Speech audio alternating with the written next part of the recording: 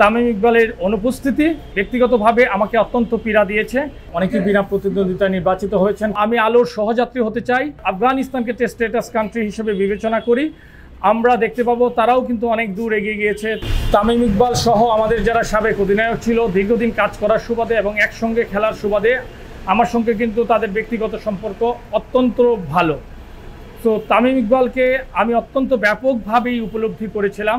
তামিম ইকবালের অনুপস্থিতি ব্যক্তিগতভাবে আমাকে অত্যন্ত পীড়া দিয়েছে। এ ধরনের পরিস্থিতি কখনোই কাম্য হতে পারে না।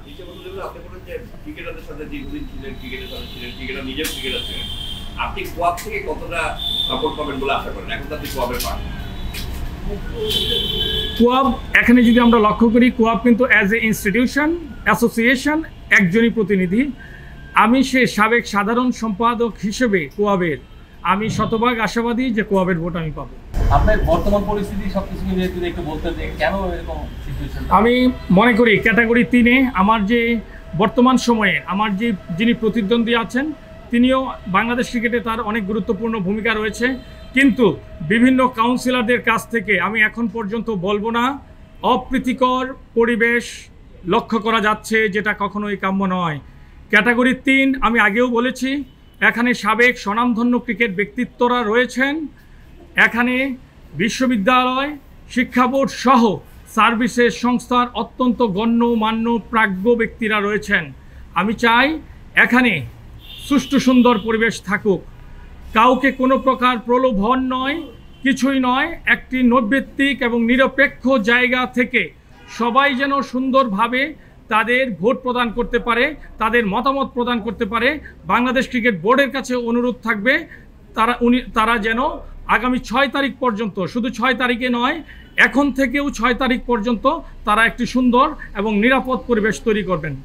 তাহলে কি আপনার প্রতিপক্ষ যে খালেদ মাসুদ পাইলট একদমই তো আছে, তো তিনি কি আসলে কোনো আন্ডারহ্যান্ড ডিলিং হচ্ছে নাকি, এরকম কোনো কিছু অভিযোগ? আমি এ ব্যাপারে কিছু বলতে চাই না। আমাকে 2 থেকে 3 জন কাউন্সিলর আমাকে জানিয়েছেন, কিছু অপ্রীতিকর কথা আমাকে জানিয়েছেন। সে কারণে আমি মনে করি যে এখানে একটি সুন্দর পরিবেশ থাকা প্রয়োজন। সুন্দর পরিবেশ রাখার দায়িত্ব কিন্তু আমাদের। আমরা যেন নিজেদেরকে কাউন্সিলরদের মাঝে সম্পূর্ণ সততার সঙ্গে উপস্থাপন করি, সেটাই কিন্তু আমাদের সকলের কাম্য। রিপোর্ট করতে হয়, মানে আপনার রিপোর্টটা আসলে কি, যারা করবে তারা কি লিখবে রিপোর্টে? বাংলাদেশ ক্রিকেট বোর্ডের যে আগামী 6 তারিখে নির্বাচন হতে যাচ্ছে, ইতিমধ্যে কিন্তু আমরা জানি যে অনেকেই বিনা প্রতিদ্বন্দ্বিতায় নির্বাচিত হয়েছেন ক্যাটাগরি 1 এবং 2-এ। আমি সে প্রসঙ্গে যাচ্ছি না, যেহেতু আমি ক্যাটাগরি 3-এর একজন প্রার্থী। সে প্রসঙ্গে আমি আমার ক্যাটাগরি 3 নিয়েই আলোকপাত করতে চাই। আমি কিন্তু গত প্রায় 6 মাস যাবৎ এখানে ক্যাটাগরি 3-এর প্রার্থী হিসেবে আমি কাজ করছি।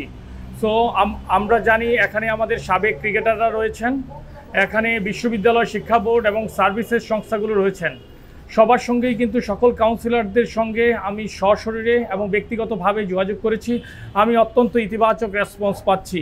আমি যেহেতু সাবেক ক্রিকেটার ছিলাম এবং ক্রিকেটার্স অ্যাসোসিয়েশনের সাবেক সাধারণ সম্পাদক হিসেবেও কাজ করেছি, সেখানে ক্রিকেটার আমি বিশ্ববিদ্যালয়ে আছি দীর্ঘদিন যাবৎ এবং আমি ক্রিকেটের উপর গবেষণা কার্যাদিও সম্পন্ন করেছি। সো আমার কাছে মনে হচ্ছে যদি আমরা একটি সুষ্ঠু এবং গ্রহণযোগ্য নির্বাচন করতে পারি, তাহলে কাউন্সিলররা আমার প্রতি তাদের সমর্থন ব্যক্ত করেছেন এখন পর্যন্ত আমি যেটা অনুধাবন করতে পেরেছি। দাদা, আপনি কবে ছিলেন ক্রিকেটারদের সাথে আপনার ভালো একটা সখ্যতাও আছে, আসলে সেই জায়গা থেকে আসলে ক্রিকেটারদের অনেক ভোটও আছে, আসলে আপনি কতটা আশাবাদী আছেন তাদের সাথে?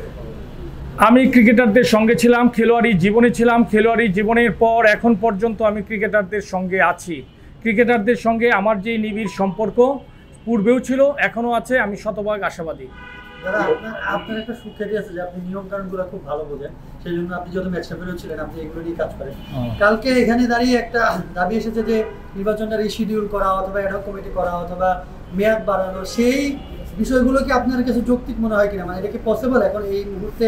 আপনারা যখন একদম নির্বাচনের লাস্ট স্টেজে চলে এসেছেন, আপনি 3 দিন বাকি আছে, এই সময় এই দাবিগুলো কতটা যৌক্তিক বলে আপনি?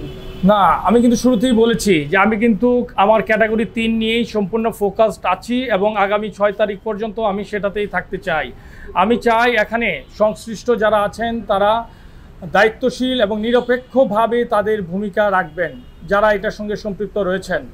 আমি শুধু এতটুকু বলতে চাই, ক্যাটাগরি 1 এবং 2-এ আমরা আরও একটি স্বতঃস্ফূর্ত নির্বাচনের আশা করেছিলাম, সেটা কিন্তু সেখানে অনুপস্থিত রয়েছে। সো আমি আমার ফোকাস করছি, যেহেতু আমি ক্যাটাগরি 3-এ আছি, আমি ক্যাটাগরি 3 নিয়েই আজকে আপনাদের সামনে আমার বক্তব্য উপস্থাপন করতে চাই। নিয়ে যেহেতু আপনি কথাটা উঠিয়েছেন, ক্যাটাগরি 2 থেকে যে তামিম ইকবালরা যেহেতু সরে গেলেন, তামিম ইকবালের স্টেটমেন্ট নিশ্চয়ই ইন্টারভিউটা শুনেছেন যে ফিক্সিং ইস্যু বা নির্বাচন ফিক্সিং হচ্ছে বা নোংরামি হচ্ছে, এই বিষয়গুলো আসলে আপনি কিভাবে দেখেন? আসলে তার কথাটা কিভাবে আপনি আমি কাউন্সিলরদের কাছে আমি বলেছি, বাংলাদেশ ক্রিকেটের উন্নয়নে আমি আলোর সহযাত্রী হতে চাই। ক্যাটাগরি 3-এ আপনি দেখবেন সকলেই কিন্তু অত্যন্ত আলোকিত ব্যক্তিত্ব।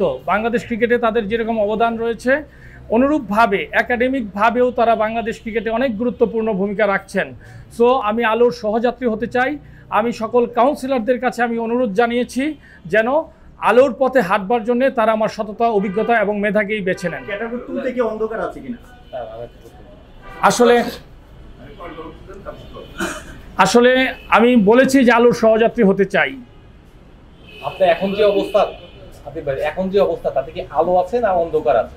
মানে বাংলাদেশ ক্রিকেট বোর্ডের আমি শুধু এতটুকু বলি, গত 20 বছরে Bangladesh cricket after test status, Bangladesh cricket যে যাওয়ার জায়গায় কথা ছিল, আপনি যদি টেস্ট প্লেইং কান্ট্রি বিভিন্ন দেশগুলোকে দেখেন, যে জায়গায় যাওয়ার কথা ছিল আমরা কিন্তু সে জায়গায় পৌঁছাতে পারিনি। আমরা যদি প্রায় সর্বশেষ আপনার আফগানিস্তানকে টেস্ট স্ট্যাটাস কান্ট্রি হিসেবে বিবেচনা করি, আমরা দেখতে পাবো তারাও কিন্তু অনেক দূর এগিয়ে গিয়েছে, তাদের অনেক ধরনের রাজনৈতিক প্রতিবন্ধকতা থাকা সত্ত্বেও।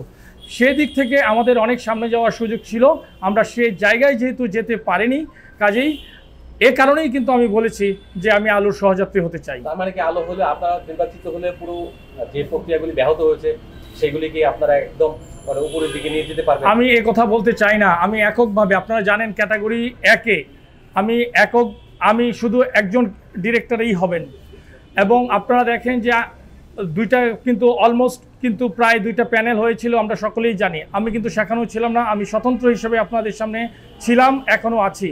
আমি ব্যক্তিগতভাবে নিজেকে শতভাগ সততা এবং আলোর কাণ্ডারি হিসেবেই আমি মনে করি। সে কারণেই আমার ব্যক্তিগত সততায় যতটুকু মনে হয় বাংলাদেশ ক্রিকেটের উন্নয়নে কাজ করা, আমি ঠিক ততটুকুই করব।